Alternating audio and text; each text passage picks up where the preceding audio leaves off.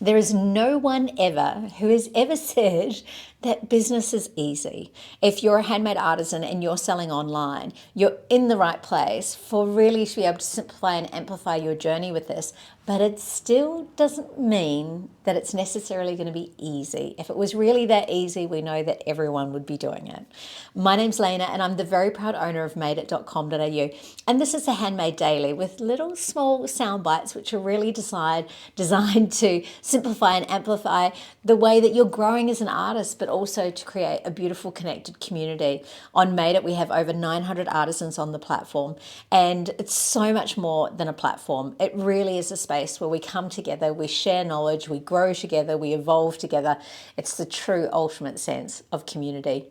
Now, this idea of discomfort, let me talk to you about a few things that might make you instantly feel that little bit of discomfort. Sales, like talking to people randomly, strangers, doing a live on social media, all of these different aspects. And we've all got our own version of what discomfort looks and feels like. But I think that when it comes to business, when it comes to life, right? Like if we're talking about anything that's of real value, there's a point in which we will hold that sensation of discomfort. And it's about understanding how we can really work through it in order to be able to optimize it for our handmade artisan business, but also for our own personal development growth as well.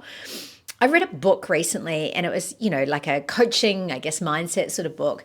And it spoke about really not having to worry about your weaknesses and just keeping that as something that you can outsource, and that to really focus more on your strengths. And it's not that they were saying, hey, just disregard your weaknesses, but it was just about being aware of it. And I think for me that when we're talking about small businesses and growing, the reality is that you may not be in a position where you can just go, I'm just going to outsource it.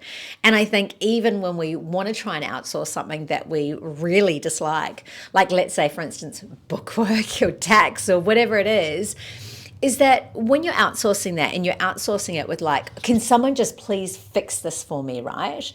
It's often the results that we get are not there, but also as well, we're kind of blindly giving money over to something that we don't even really understand what they're doing. And I think that's a really slippery slope to go down, regardless of the size of your business.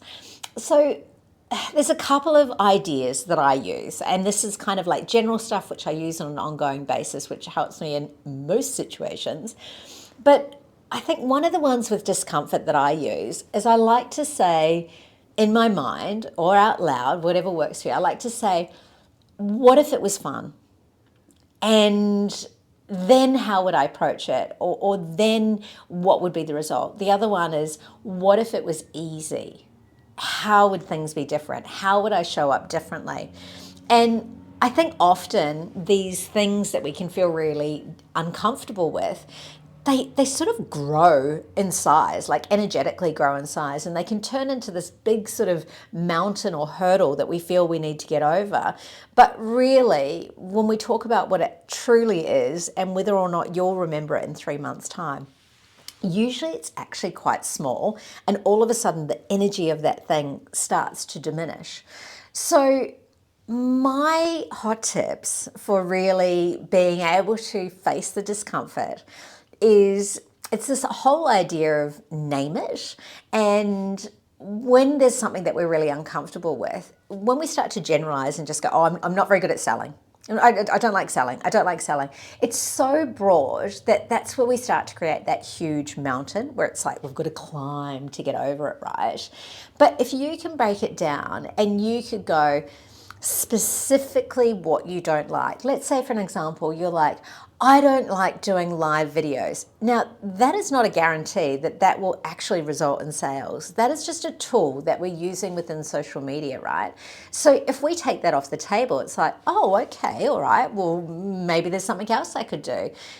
Is there something like, could you pop a post in a Facebook group, for an example, as an alternative for that? So it's just about you being able to get super clear on what it is that's causing the discomfort, right? Like really laser pointing it in, and then deciding whether or not you need to have that particular aspect to get you to the outcome, or whether there's something else that you could do instead. So it's all part of this, the game of sanity that we're playing with life, but about how you get to really look at it and go, hold on a second, is that discomfort really to this whole area, or can I pinpoint it specifically? Because if I can name it and pinpoint it specifically, I can decide whether or not I need to have it as part of my business. And if I do need to have it, what if it was fun? What if it was easy? And just have a look and see what the ideas are that you can come up with.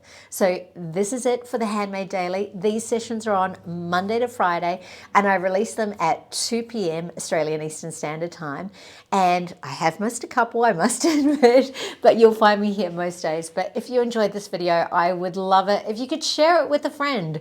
Send it on to a creative that you think might enjoy it. And please pop a comment down below so that we can start to connect properly as well. Have a beautiful day. Bye.